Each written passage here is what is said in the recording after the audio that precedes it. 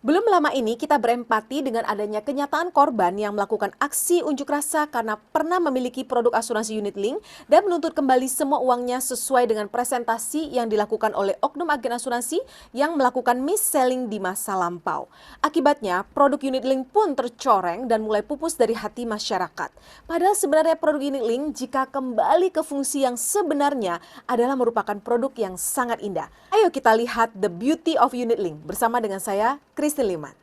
Yang pertama, unit link adalah asuransi plus nilai tunai. Asuransi menyisihkan premi yang dibayar dalam bentuk nilai tunai dan kemudian dikelola dalam instrumen investasi. Jadi bukan investasi yang mengandung asuransi. Ada yang mengatakan nilai tunainya adalah investasi. Nah, ini tidak salah, namun tujuan investasi bukan untuk akumulasi kekayaan, namun untuk tersedianya nilai tunai di masa mendatang yang dipersiapkan ketika nasabah untuk sementara waktu cuti premi. Yang kedua, fleksibel. Unit link dapat disesuaikan dengan kebutuhan nasabah pada saat ini dan nanti. Manfaatnya dapat dinaikkan atau diturunkan, dapat ditambah atau dikurangi dengan riders atau asuransi tambahan seperti kecelakaan, cacat tetap total, rumah sakit, sakit kritis, dan sebagainya.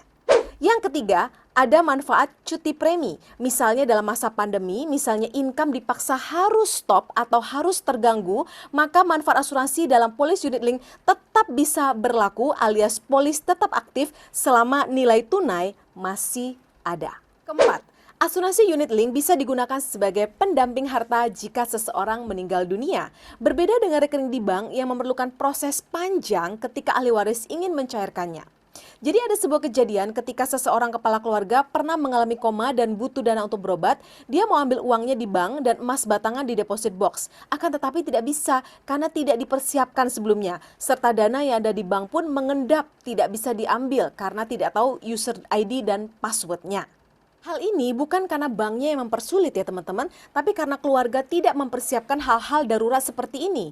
Demikian juga properti, mau dijual tidak bisa seenaknya jual, apalagi jika pemiliknya sudah tiada.